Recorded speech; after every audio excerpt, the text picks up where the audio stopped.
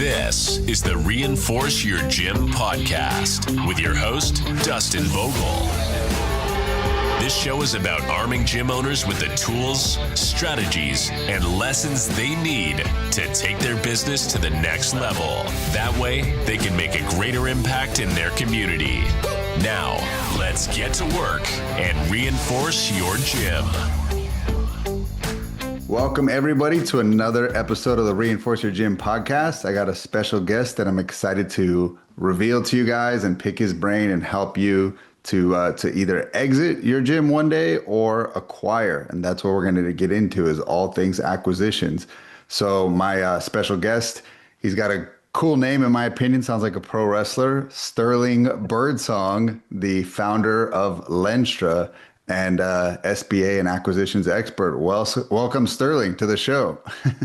Thank you. That's the first time I've heard wrestler, but I like that. I did grow up watching wrestling. I was a big Rock fan, Stone Cold fan. So I like that, man. Yeah. Sometimes this game can feel like professional wrestling. There's a lot of hitting.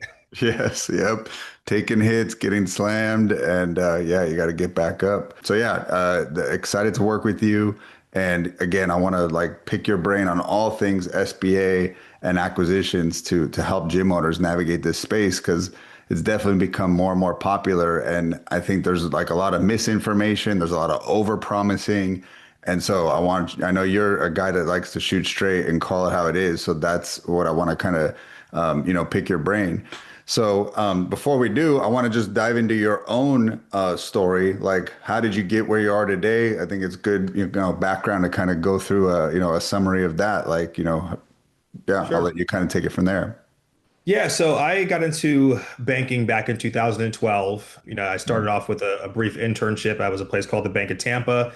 I had no dreams and aspirations of being an SBA lender. It's one of those things where I needed an internship credit, and my mother happened to meet the right person at the right time. She was actually working at a funeral home of all places called Blunt and Curry here in South Tampa. And a gentleman came in by the name of Jim Furman, and he owns about 15 dealerships here in Tampa. Furman Mazda, Nissan, Chevrolet, a bunch of stuff. And so his mother had actually just passed. And so she did the funeral for his mother's passing. And when she was done with that, she said, "Hey, I have a son who needs an internship credit. Do you know somebody who could help him out?" Thinking that he might send me to a car dealership. But turns out he was on the board of the Bank of Tampa.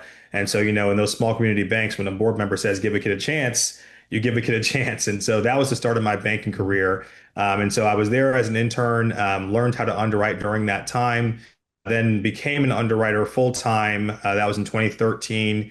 Did that for 3 years. And then I became a SBA lender in 2016. So I did 10 years as an SBA loan producer, worked at a couple of different banks during that time. I was at Valley Bank, and then I was also at Bay First Bank. That's where I worked most recently. And then, I had some real success, especially in those later years as I got more and more experienced in the SBA space. And then, I decided in December of last year that I was going to leave the bank and I was going to go out on my own, and I was going to start Lendstra. And so that's what we've been doing since January of this year. We actually launched on MLK Day of this year. We're on our 7th month now of operation. And, obviously we've had some success. We've had a chance to work together, and, now we're just starting to stack more and more wins. But what we do is, we are a nationwide SBA loan brokerage. So, we work directly with the client one-on-one. We don't work for the bank. We work for the customer. And we make sure that we always have your best interests at heart. And we go out to the market and we try and make sure, number one, we get you a yes, but also then if you're getting multiple yeses, then we try and get you the best pricing that we can. And then we also, make sure that the transaction runs smoothly from start to finish. And then, we don't get paid until you close. So we are, a contingent service, and we pride ourselves on execution. Love that. And so that's great. That's great background. So let's also dive into what I think is a very relatable piece of your portfolio, is that you actually own multiple locations of the Glow Tanning franchise. So I wanted to kind of pick your brain, because I think there's a few things that we can make a note on that will then apply also to gyms, which are also a brick and mortar service business. What made that attractive to you? Like, why that versus the many, many franchises and opportunities that exist? Why did you choose to get with that? Sure, sure. Yeah, I know. I mean, you can look at me and tell you I can, right? So it wasn't like I was using the service and decided that I really wanted to invest in it. So no, I was financing glow tannings during being an SBA lender. Mm, So I'd probably done about 10 different transactions for them. And I just saw that they were really successful. They were mm, making, fantastic EBITDA. And I was like, oh, well, this is kind of an interesting space because, again, I never dabbled in that space myself. And to be quite frank, I kind of thought that that had gone away quite a sure. bit. I Yeah. think, and there is some truth to it. The height of tanning was in like the 90s. There was a tanning Mm, salon what felt like on every corner back in those days. And over time, the industry has consolidated. But I saw that there was what I felt like was a first in class model with Glow. mm, Their salons look top notch. They have the best equipment. They still have a very mm. approachable price point. And we're talking about gyms today because I feel like the tanning model and the gym model are actually very similar, Very right? so. It's always about getting your draft built up, right? It's your Hmm. membership draft. Correct. And so, this is no different where it's like, hey, the truth is about a gym is that, 50% of the people who pay every month don't show up. It's just, and Hmm. they say, hey, I'm going to show up next month. And so they keep paying. All memberships are kind of that way. It's no different with the Absolutely. tanning salon where it's like a lot of people say they're going to come and they don't come, but they continue to pay. And what I like about those membership type of businesses is that, that you can stack it over time. That Hmm. membership continues to grow and continues to grow. There is some seasonality with our business. Like right now, we are in our slow season. So we're seeing some of those memberships drop off, but around November, it's going to kick off again, and we'll be on a run till probably sometime during April. And the key is always if you're taking that one step back during the summer, you take, two steps forward or three steps forward during the winter months, and then you continue to compound like that. And so that's kind of what drew me to it. And then I also met the owner. He's a Nigerian guy actually who started the franchise. His name is Aniota Nukwe. Very sharp gentleman, great entrepreneur. They're at I think 120 locations right now Wow. nationwide. He's also his own biggest franchisee as well. He owns about 30 stores himself, which I think, Mm. shows his belief in the business model and in the Yes. brand. And so, he really was the main reason I decided this is the place I want to be. And he's been extremely helpful to me throughout this path from going from, one location to now we're at five locations. And, we're Nice. already looking at a sixth location right now. Congrats, man. And I think that last point I'm going to really double click on because even McDonald's start buying out their franchisees because their corporate owned were ran so much better. And I think that that is a tell. If you look at a fitness franchise, you'd be surprised how few HQ locations are actually owned. Like they might own one, a lot of them own zero. And that's scary if, versus what you're saying with Glow, he owns 30 plus. So like, I think that conviction is something to suss out when you're looking at like how much do they believe in it that they got their own skin in the game and having some owner locations, right? Or corporate owned locations. Yeah, yeah, it's interesting now. You do see that where more and more franchises have zero locations that they own. It's like kind Yes. of a weird, it's like you should. Yeah. I feel like you should have a few at Yeah, least, as right? So you test kind of sites, know. right? Like, yeah, Yeah, some test sites. So I like that very much like you because it shows that, he's in the game and he believes in it. So that's great because again, what I was trying to, pull out of there is like what you look for as an investor is probably what a lot of people are looking for as an investor. You saw a lot of deal flow.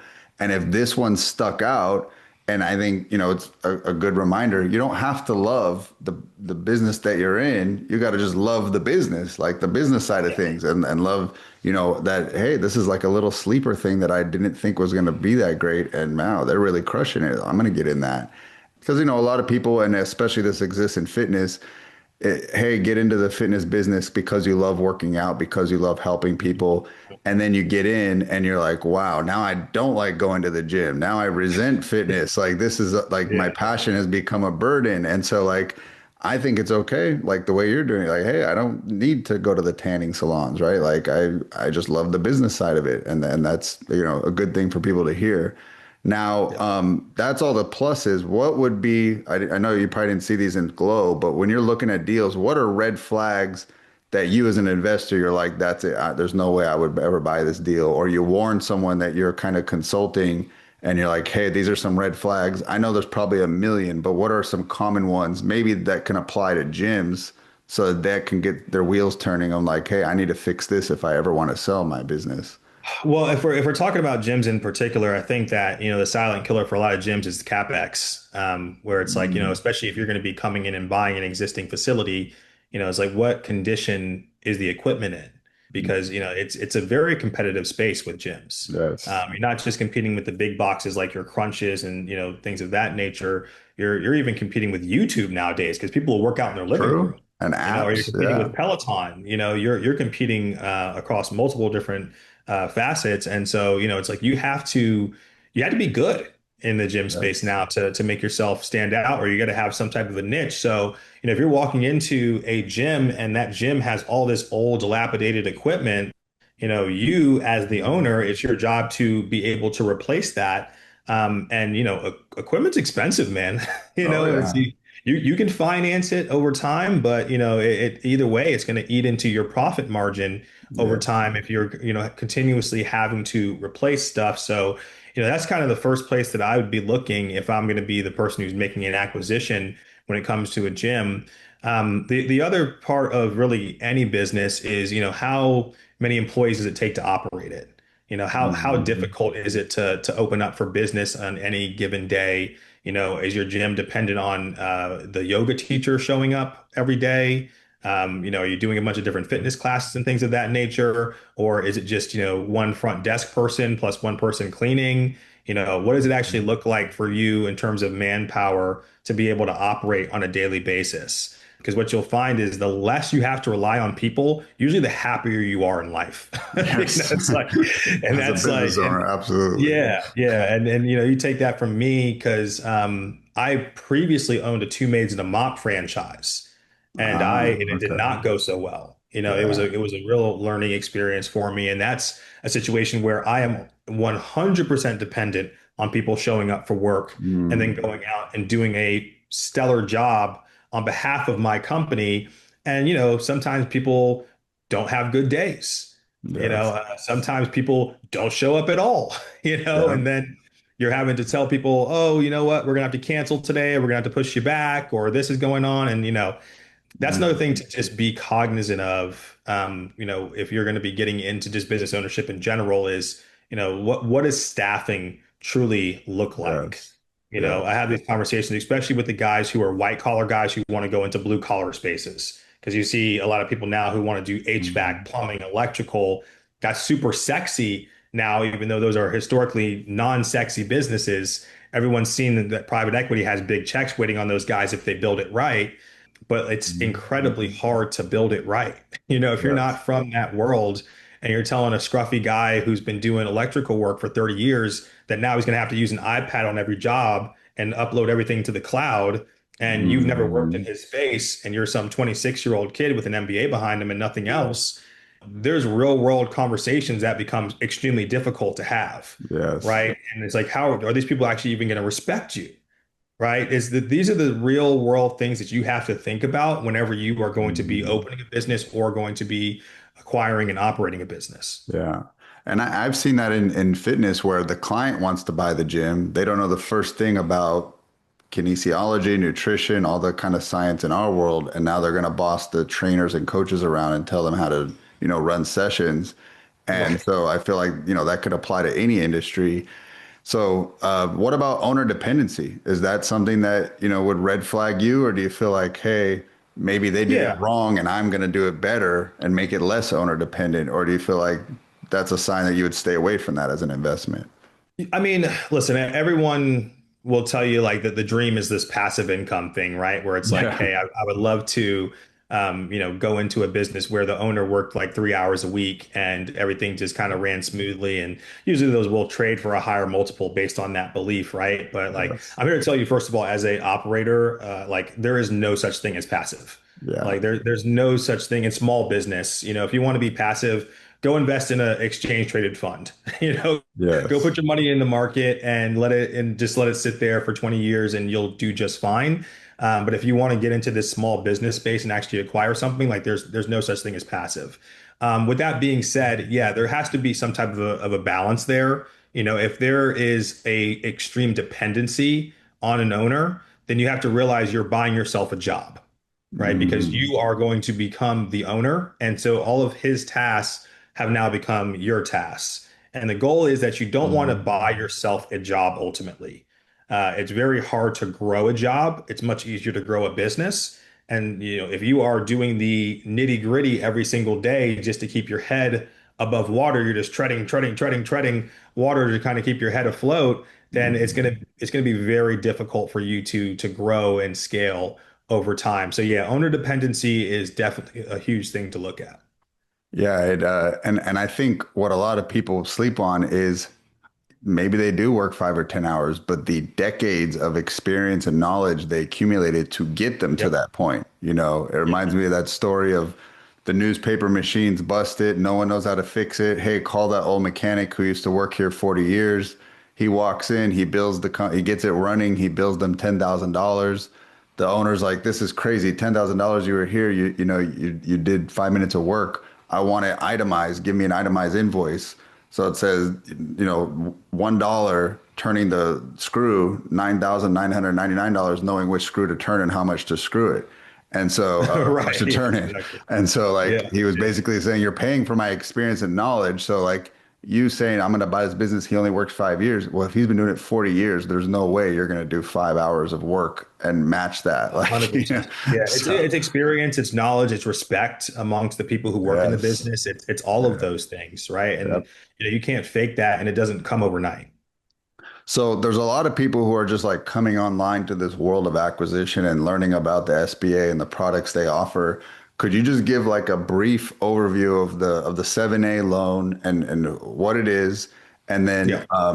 in terms of like what would red flag in a gym acquisition and not get SBA funding? Like they would say there's no way. Because to my understanding, and maybe you can, dispel this myth, the SBA doesn't look favorably at gyms. And they see them as a little bit of a higher risk. So based on what you know, I guess if you can weigh in on that. Sure. Sure. So we can start really quick with what a 7A loan is. So the 7A loan is the SBA's flagship program. Really, there's two main programs that are popular when it comes to SBA. There's the 7A and the 504. If you're Mhm. going to be acquiring a business, the 7A is the only option. The 504 is really strictly for real estate acquisition or construction of real estate or the acquisition of heavy machinery. The kind of the gray area in there is if you are acquiring real estate that also happens to be a business like a hotel or a assisted living facility. But for the most part, if you're going to be buying something that is goodwill, then that has to be done using a 7A. It's not going to fit into the 504 program. The way the 7A program, I'm sorry. Just one follow-up question. Could they buy the building that their gym is in? Like if Yes. they're buying that, they could do both products and they could do it that way, right? Absolutely. And actually, you can do it all in a 7A. So then you have an option. The Okay. 7A is the catch-all. It can be used for real estate, but it can also be used for goodwill. And then the 504 can only be used for those hard assets. So, Okay. what we see most likely, most commonly, if you are doing a business acquisition and buying real estate at the same time, they're going to try and do it all as one larger 7A. And then Mm, what they'll do is they'll stretch the term on the 7A as far as they're allowed to stretch it.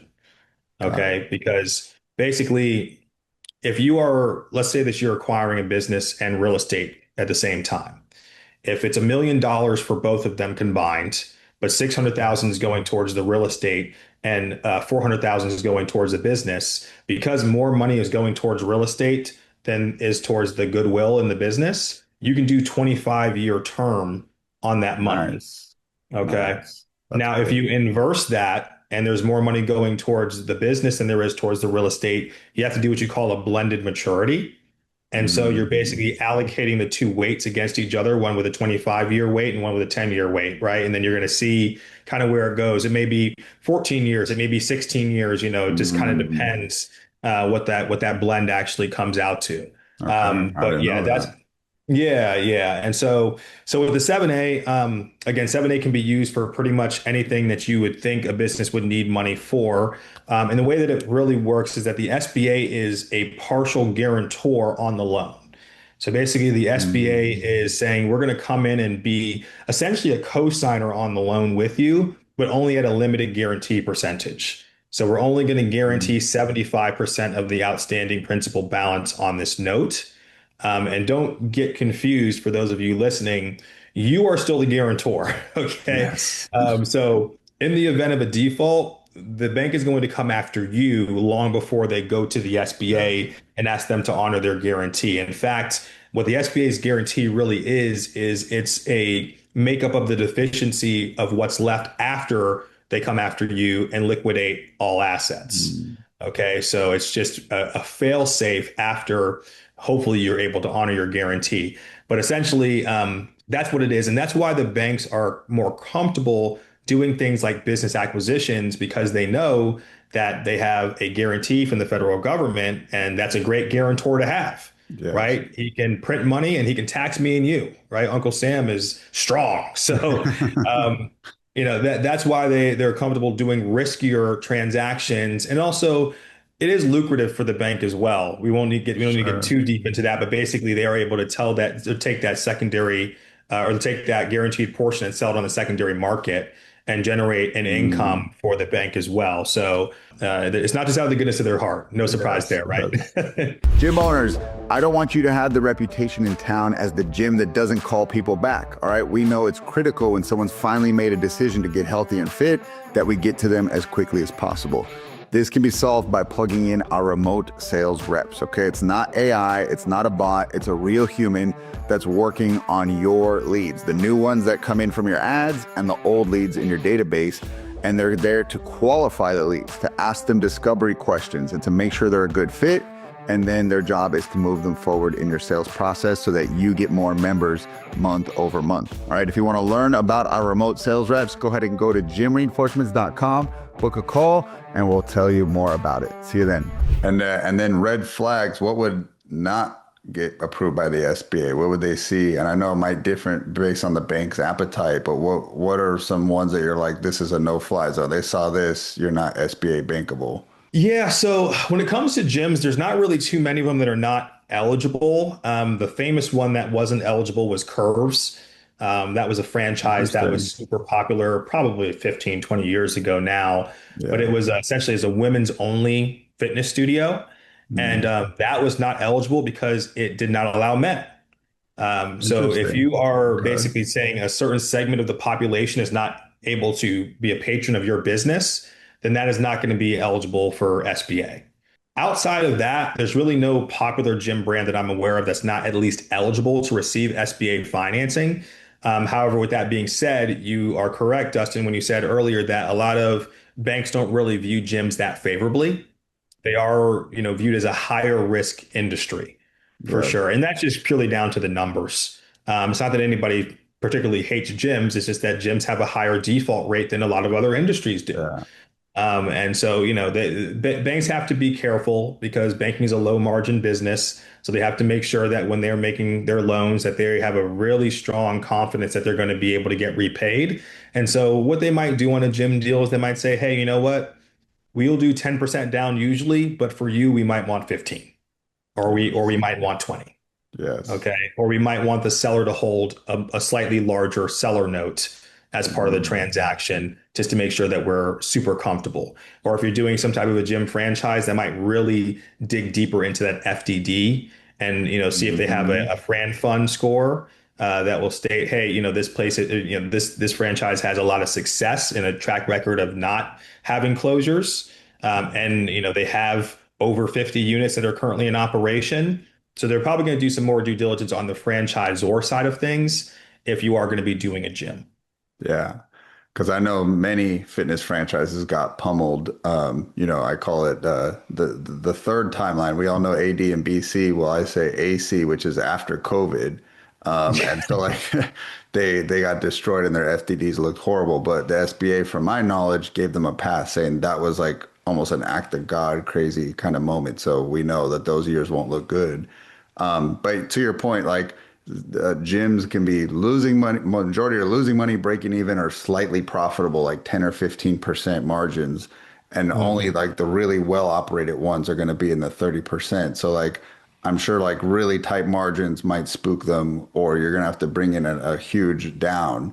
To my knowledge, and correct me on this as well, you wouldn't personal guarantee if it's under 20% that you're borrowing from the SBA, or could they still come to you and say, no, it doesn't matter, it's 10% you're borrowing, we still want to guarantee it? So whether or not you need to be a guarantor depends on how much ownership you have in the entity that's getting the SBA loan. Mm, So if you are less than 20%, then technically you would not need to guarantee. Okay. got it. So let's just use an easy example. I'm 80, or I'm 81, you're 19. Okay. So Mm, in that situation, I will guarantee because I own 81%. You do not need to guarantee because you own 19%. Now, let me put a caveat on that. A bank can still ask for whatever they want. Okay. What I'm talking about is SBA program rules in regards to when you are required to be a guarantor. A bank could still look at our situation and say, hey, Sterling, Dustin's rich, you're not. We want Dustin to guarantee because he's 19% owner. And we know that in the event of a default, we can get something out of Dustin and we can't get a lot out of you. Okay, that's a bank's prerogative. They can still do that if they want to. And then you as a lender can say, well, then no deal, and I'm going to go to the bank next door, right? That's your decision mm, that you can then make at that point. In situations where you have a group of owners, and let's say that you have 10 owners and each one owns 10%, so no one's at the 20% threshold, somebody still has to guarantee. Okay, so either everybody can raise their hand and guarantee, or one person can raise their hand and guarantee, but somebody always has to guarantee an SBA loan. That is a program requirement. okay. So it's not necessarily the amount of the purchase price I'm borrowing. It's more about the ownership Correct. to take into consideration. Even a dollar, Okay. All and that right. dollar is going to be guaranteed. Well, let's kind of let's do a pretend situation. Let's say a gym owner sees another gym in the next town over is for sale. They want to acquire them, maybe make it into their location number two. The Sure. gym's asking 400K. They know they need to go to the SBA and borrow that. They don't have 400K. Like walk them through your suggested structure. Like would you do Yeah. 10% down with seller note? And then how much working capital? Should they get 1 month? Should they get 3 months? How much could they borrow? Again, like as a pretend situation.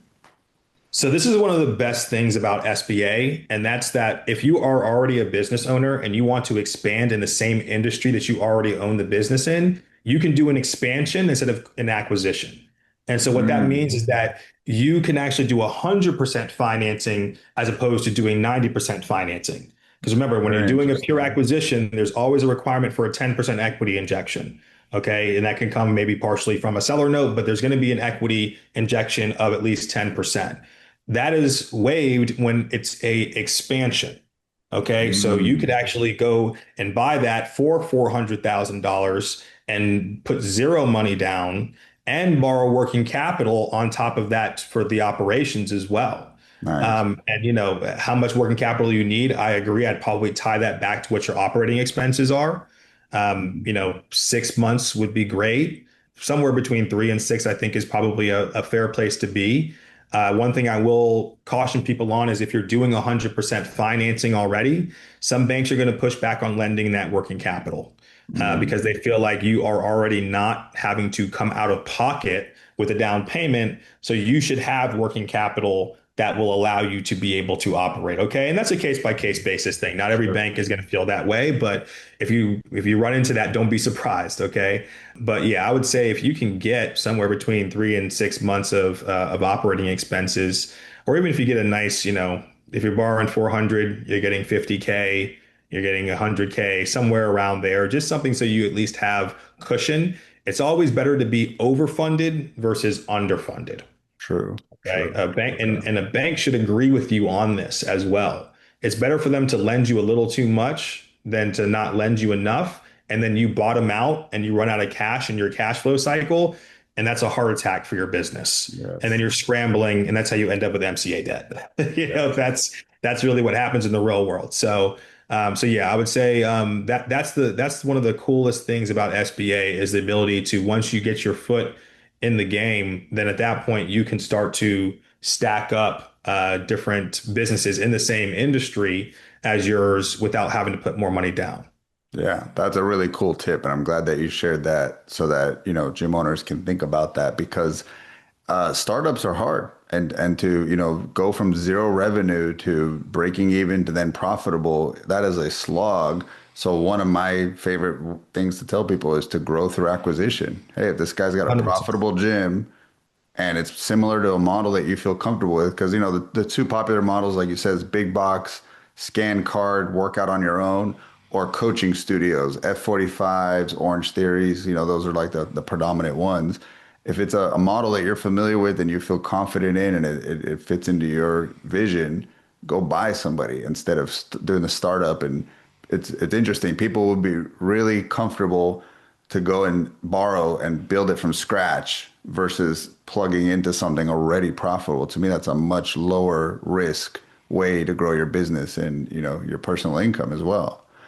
And that's what the numbers tell us. I mean, the numbers tell us that acquisitions are much, much safer than startups. Yes. And I'm not even just talking about SBA wise. I'm just talking about in general. Most startups fail. That's just the Sure. truth. Yeah. Yeah. The majority of startups don't make it to 5 years. Acquisitions are just a much, much safer place to be. I mean, think about it, especially if you're buying a business that's been around for 10 plus years. Think about the times they've had to weather and the systems and processes they've had to build to be able to withstand a decade. Yes. That alone is worth something. Yes. And walking into cash flow day one, trust me, it makes your life much simpler. Yeah. Okay. Now, I guess the secondary kind of like situation I want to like put the pretend hat on with is a gym owner wants to sell in the next 12 months, but it's very owner dependent. They're coaching half the sessions and they're making all the sales. They're meeting with people and selling the memberships. What would you Mhm. tell them to do in the next year? Like they're okay waiting to list it in 12 months from now. What are you Yeah. coaching them to do to prep that gym for sale? So a couple things. The first thing, I think I know you said 12 months, but really in an ideal scenario, if you're thinking about selling, you should really start thinking about it probably 3 years out. Okay. That's a much better timeline for you to really maximize your exit. Because here's the one thing people need to understand, and I see this a lot with small business owners in general, is that especially if you're going to be selling in that SBA space, which is, somewhere between call it 350 to 5 million, which is where a lot of small businesses land, banks are going to underwrite based on your tax return. All right. And so, if you're playing that tax game where you're trying to show that you make as little money as possible because you want to pay as little in tax as possible, trust me, I get it. But you need to start showing profitability so that you can get the biggest multiple on that profitability that you possibly can. So, Mm, 3 years out, you want to start filing like you are prepping for a sale. Show that EBITDA so that you can get the biggest exit number that's possible for you. Okay. Now to take it back to, 12 months out, the same thing applies in terms of this most recent tax return that you are going to file within the next 12 months is now the most important tax return that you will file, right? In terms of mm, how it will impact the value of your business. Because when you are doing evaluation, you always weight with the most weight given to the most recent year, right? yes. So they might say, hey, we're going to give, 50% of our valuation based on this most recent year, then 30%, then 20%, just to give an example, right? Yes. So this year that's coming up now is where you want to show as much profitability as possible to make sure you position yourself for the exit. Now, in terms of making it more palatable for somebody who's walking in off the street to actually want to buy it, yeah, you're going to need to start to take a lot of those responsibilities off of your plate in terms of, can you hire somebody who does the memberships for you? Get somebody in there who's Like a cheap that can do the manager. memberships for you. Is there a way that you can start to maybe automate some different things now as well? Mm, yeah. AI is amazing these days with some of the things that it Mm, can do. Or is there some way that you can put that into the business that will take responsibilities away from you that were being done manually. Same thing with the coaching classes. You're going to have to find other coaches, because I can guarantee you, if a business owner is going to have to come in and coach those classes, that's going to take your buyer pool down from 100 to 10 really quickly, right? Because there's very few people in the world who would, number one, want to do that, and are also, number two, qualified to be able to do that. Like that would take me out of the pool immediately if I wanted to buy a gym, because I'm not qualified to coach classes, right? And so though doing those types of things and trying to set the business up so that it really it's a true business and not a job for somebody, those are going to also boost the multiple that you're able to sell for. And it sounds like it also would open your pool of buyers, because if it's very, fitness expert dependent and you need another fitness expert to buy it, you have a smaller pool. Sounded like everything you said is like, try to make it as broad as possible, so any investor or fitness lover could step in and run it and buy it. And it's funny you say using AI and technology. I actually went to a gym recently that had a completely touchless, humanless experience. I went to their website, bought a day pass. I scanned the QR code at the door, and I was able to go in and work out. And I never had to talk to anybody. So it's like, build things like that. I mean, there's people who do want to talk and engage with someone, but I was just in town and just wanted a quick day pass, and they made it frictionless, and that's why I picked them. Yeah, but what it does is it allows you to hire a less skilled employee, and less skilled means cheaper. Yes. Right. So maybe you can have a teenager working the front desk, as opposed to somebody who's a little bit older and more experienced and has to have, really soft skills, like being able to sell somebody a membership, right? Just anything you can do like that, it can move the needle for you. Love it. Now, I wanted to back up to when you were saying like, hey, you got to maximize EBITDA, stop maximizing your write-offs. Could they not show their addbacks and get the same valuation, or do they put more value in somebody not using a lot of write-offs and showing that true EBITDA? So here's the thing with addbacks. Will banks give you credit for some addbacks? Yeah, historically they will. Are they going to give you credit for all your addbacks? Probably not, right? And listen, this is where you kind of it's very case by case basis, Sure. right? Because not all addbacks are created equally. We see people adding back their orthodontist treatment for their children, or we see, it's like, oh, I have a McLaren that I run through the business. You start to see all types of crazy stuff. And so, the cleaner you can make it, the easier you're going to make your life, and the higher the likelihood is that the bank is going to accept the add backs that you do have, because I'm sure there's going to be some. Yeah. And some of them are going to be very legitimate and they should be added back.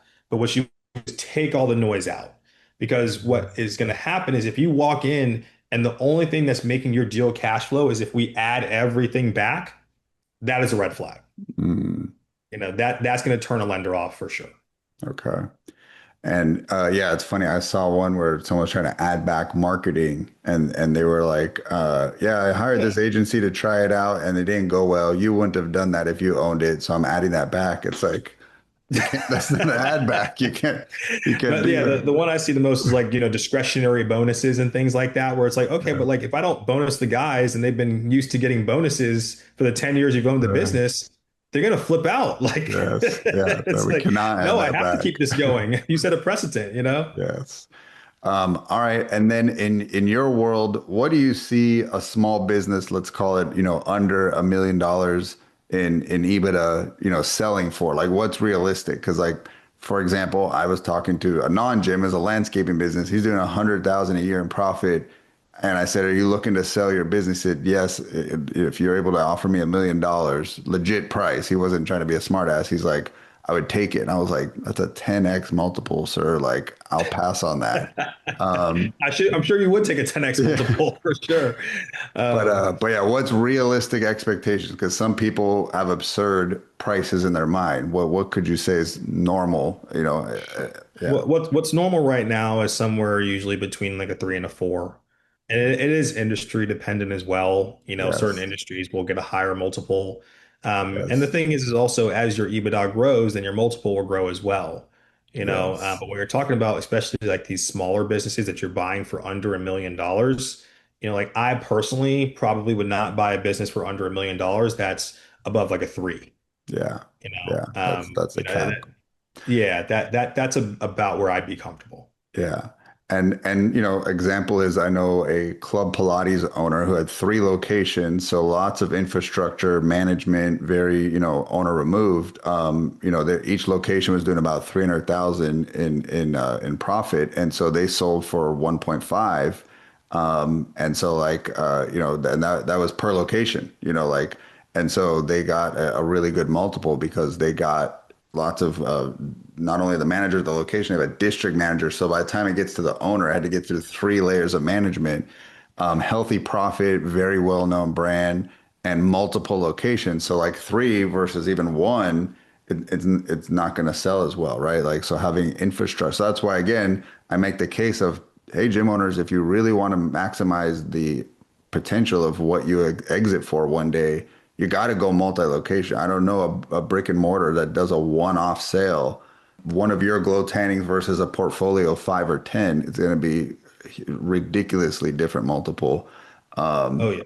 So, again, it's just planting that seed because we all get into a business at first just to kind of like work for ourselves and to be able to pay our bills.